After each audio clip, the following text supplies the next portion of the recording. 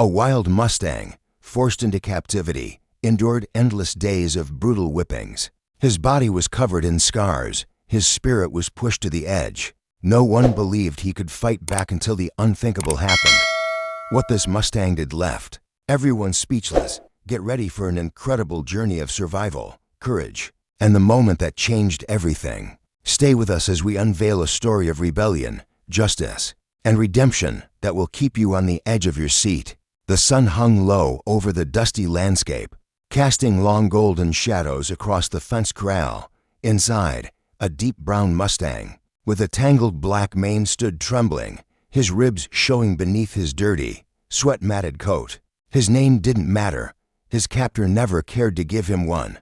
To the man who owned him, he was nothing more than a wild, stubborn animal meant to be broken. Jeb Calloway, a cruel ranch owner in his late 50s, stood near the fence, gripping a long whip in his weathered hands, his sun-worn face twisted with frustration as he spat into the dirt. "You're going to learn, boy," he growled. "You'll either listen or you'll suffer." The Mustang flinched but didn't back down. His dark eyes full of fire locked onto Jeb's with defiance. Jeb sneered, "Still got fight in you. How we'll fix that." The crack of the whip sliced through the air, landing hard against the Mustang's flank. He reared back, nostrils flaring in pain, but he didn't submit. Day after day, Jeb had tried to break him, tying him to posts, whipping him into submission, and starving him just enough to weaken his strength, but never enough to kill him. And still, he refused. Jeb wiped the sweat from his brow, stepping closer. "You think you're tough. You think you're special," he hissed.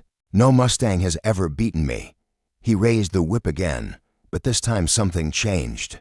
The Mustang lowered his head slightly, his breathing shallow, and then, his ears pinned back. For the first time, Jeb hesitated. There was something different in the horse's stance, something dangerous. Jeb tightened his grip on the whip. "Don't you even think about it." But it was too late. With one explosive movement, the Mustang lunged forward, and the impossible happened. The air in the corral was thick with dust, kicked up by the Mustang's sudden movement.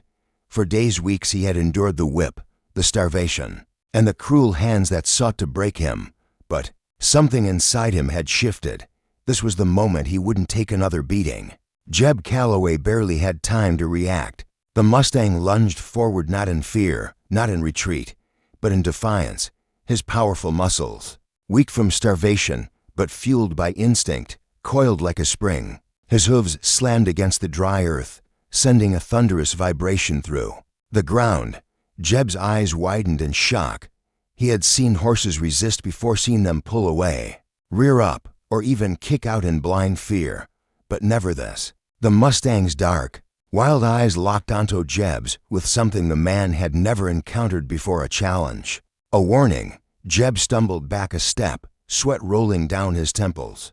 "What the?" The Mustang reared up, his massive frame rising on two legs, towering over the man who had tortured him. His front hooves slashed through the air, powerful, deadly. Jeb had spent his entire life breaking horses. He had never been afraid of them until now. For the first time, he felt the raw force of a wild animal that refused to be controlled. The whip fell from Jeb's hand, landing uselessly in the dust. The Mustang slammed his hooves into the ground with a force that shook the corral, dust exploding around him like smoke. From an unstoppable fire, Jeb tripped over his own feet, scrambling backward, his breath coming in short, panic gasps. The Mustang stepped forward, ears pinned back, his powerful body tense. Jeb had whipped him daily, denied him food, and treated him like a lifeless tool. But now he was looking into the eyes of something he could never control. The other ranch hands, watching from the fence, were frozen in place, their usual smirks and laughter gone. The Mustang let out a sharp, guttural snort, dust rising from his nostrils. He was no longer just a beaten-down horse, he was a force. Jeb tried to recover, his pride boiling over his fear. He scrambled to his feet, reaching for the whip. The Mustang lunged again. This time, Jeb knew better than to fight. He turned and ran. The men by the fence burst into murmurs, some laughing in disbelief, others backing away. Jeb Calloway, one of the meanest horse breakers in the county, was running from a horse The Mustang stood tall in the center of the corral, his breathing heavy but strong. For the first time since he was stolen from the wild, he felt power again. He felt free. But this wasn't over, not yet, because Jeb wasn't the kind of man to let humiliation go unanswered. The Mustang had just made an enemy out of the worst person possible. The Mustang stood his ground, his nostrils flaring, dust still swirling in the air from his powerful movements. Jeb Calloway had fled the corral. But the fight wasn't over, not yet. The other ranch hands, who had once mocked the Mustang for resistance, were now silent, their usual arrogance replaced with something close to respect or maybe fear. Jeb's heavy boots pounded against the dry ground as he stormed toward the barn, his face twisted in rage and humiliation. No horse had ever made a fool of him, and he wasn't about to let this one get away with it. He threw open the barn doors. Grabbing the first thing his hands found, a thick braided lasso. His hands trembled, but not from fear, from fury. Jeb turned back toward the corral, chest heaving, his pulse pounding in his ears. He would break that horse tonight.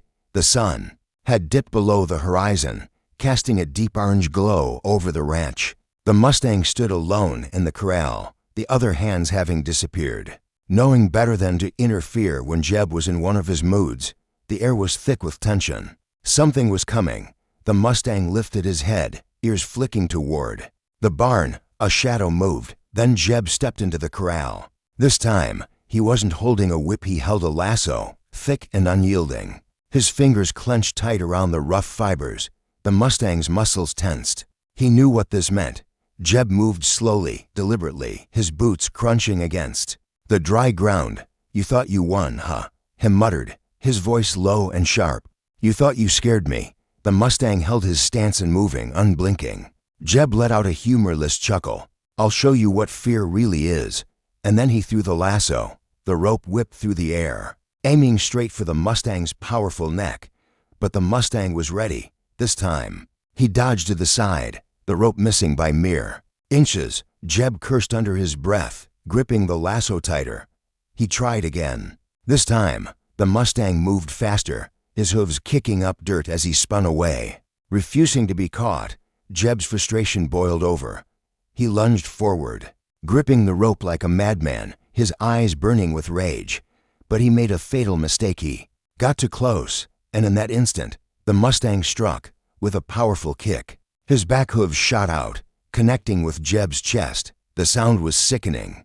Jeb was lifted off the ground, his body thrown backward like a ragdoll, crashing hard into the wooden fence with a loud crack. The corridor fell into dead silence.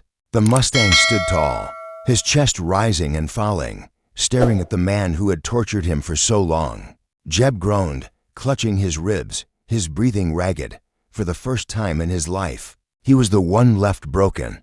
And the Mustang, he was still standing, still free. Jeb Calloway lay crumpled against the fence, gasping for air, his ribs throbbing from the devastating kick. The Mustang stood tall in the corral, his dark eyes locked onto the man who had tormented him for so long. For the first time, Jeb was the one powerless. The ranch hands, who had once laughed at the Mustang, now stood frozen by the fence, eyes wide in shock. No one dared to move.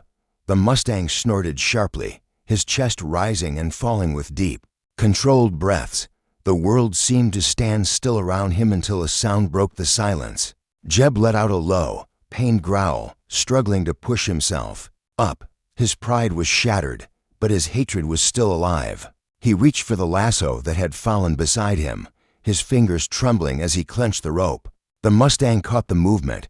He knew what that rope meant, and he wasn't waiting to find out what came next. With a sudden, explosive burst of energy, the Mustang turned and ran straight toward the fence. The ranch hands barely had time to react. "He's bolting," one of them shouted. The Mustang's hooves thundered against the dry ground, dust swirling in the fading light as he galloped full speed toward the wooden barrier. Jeb, still on the ground, could only watch in horror. No, but it was too late. The Mustang launched himself into the air, his muscles pushing past exhaustion, past fear. And then he soared. For a moment, it was as if time itself had frozen. The Mustang's body arched over the fence, his mane whipping in the wind, his powerful legs stretching to clear the wooden beams, and then he landed. His hooves slammed into the ground outside the corral. He was free. The ranch hands erupted in shouts, scrambling to react. "Get the ropes," one of them yelled. "Close the gate," another screamed. But the Mustang was already moving. His legs carried him faster than he had ever run before, his body fueled by something more powerful than exhaustion. Freedom. Jeb's voice cut through the chaos. "Get that damn horse back," he roared, clutching his ribs as he tried to stand. His face twisted in fury, his pride wounded beyond repair. But he couldn't stop him, no one could. Because for the first time since he had been stolen from the wild, the Mustang was going home. And this time, no one would break him again. The Mustang's hooves pounded against the hard earth, kicking up a storm of dust as he tore through the open field. His heart hammered inside his chest, every muscle in his battered body burning with exhaustion. But he didn't stop. He couldn't stop. Behind him, the sound of engines roaring to life sent a jolt of fear through his veins. Jeb Calloway, barely able to stand after the devastating kick, had still managed to drag himself to his truck, his pride burning hotter than his broken ribs. "Get the damn gate shut," he bellowed, his voice rough with pain and rage. His men scrambled to obey, but the Mustang was already ahead of them, galloping toward the ranch's outer fence, the last barrier between him and freedom.